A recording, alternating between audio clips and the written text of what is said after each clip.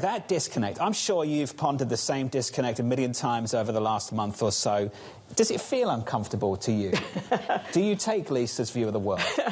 Well, first of all, I mean, sadly on this, there are winners and losers, right? You know, if you're an oil exporter, this is actually pretty good for you, right? And it's like we're talking about the S&P 500, so Sure. we're talking about U.S., right? We are now energy independent, so that's helpful. We've got a really strong consumer, and I can share some data that I think is important.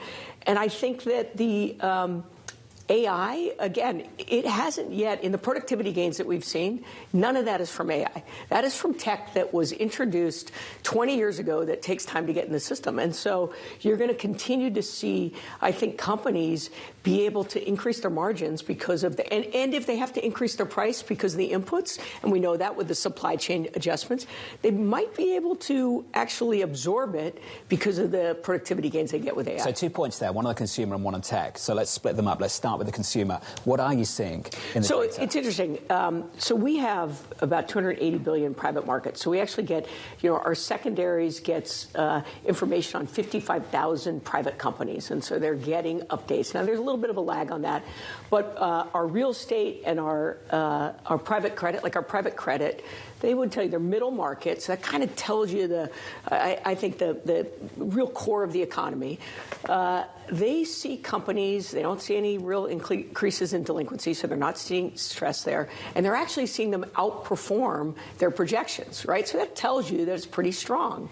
Our real estate, you know, the only place I'd see a little bit of weakness is that in some markets, you're seeing new leases drop down a little bit, but others you're seeing it strong. So the data still feels like the economy is very strong. The consumer, I was talking to I was at a session with a bunch of CEOs yesterday, and one of the retail firms said, gosh, I have a disconnect between what the Michigan consumer sentiment is and what we're seeing.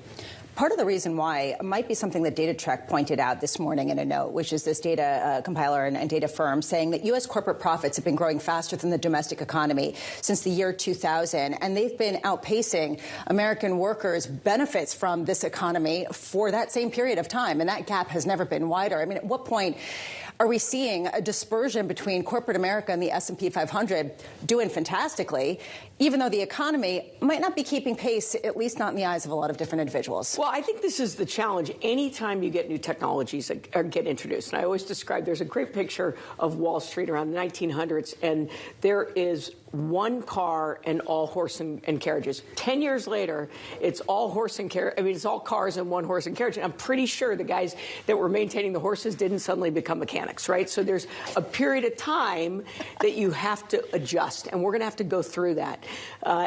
But I'm an optimist, and I look at, in history, every time there's a big technological advance, there is this prediction about the American, or the worker is not going to be able to adjust, and they do adjust.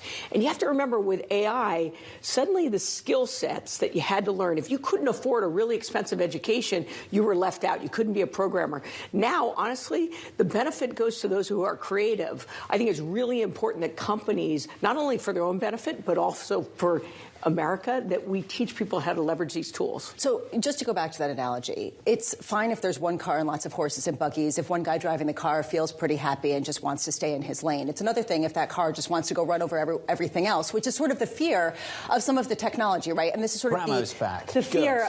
This is what we like to hear. I'm feeling normal again. Well, no, I'll explain my bullishness about other stuff in a second. But I'm just curious, you know, going forward, you know, what is the fear that the disruptors and the sort of nefarious element tied to AI and mythos and some of these cybersecurity issues could outpace and disrupt some of the progress? It is for sure a risk. Let's talk about mythos, because I know everybody's kind of worried about it. Nobody wants to talk about it, so please talk about it. So, like, here's why I ran the technology department. Before you ever introduced new software into your environment, you do what's called an ethical hack. You hire people to say, go in and try to break into my system. The challenge with that is that's a one-time event. So once it's in, you sort of assume that it's okay. And believe me, I think you get an update every week from Microsoft saying, oh, we found a vulnerability. Please, you know, load in the latest fix.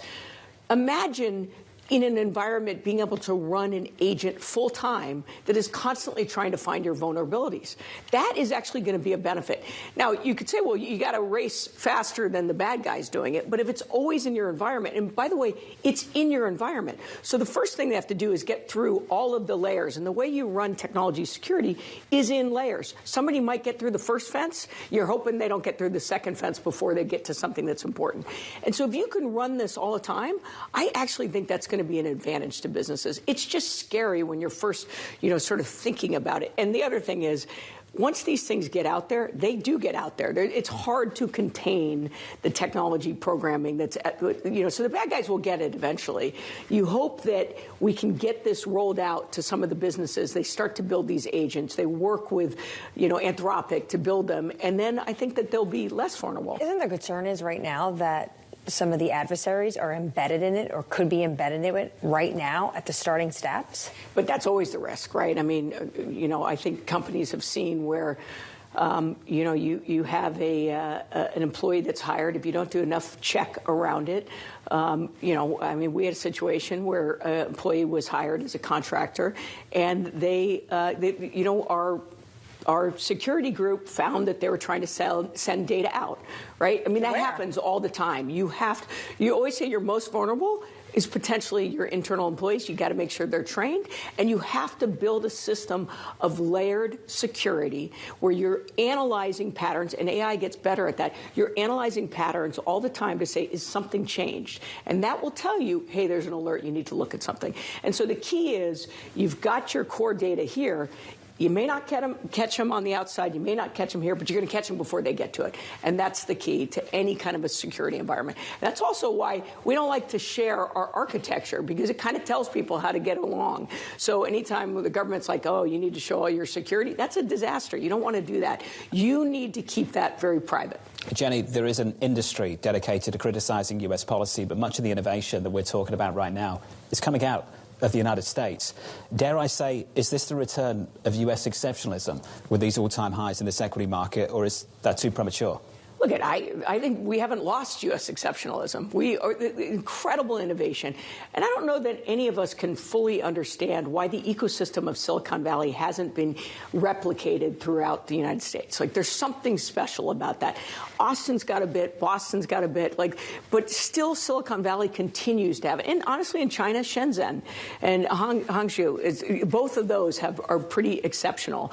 But for some reason, it's about universities, it's about capital, it's about creativity. It creates this ecosystem. So I think that, the U.S. has never lost their exceptionalism.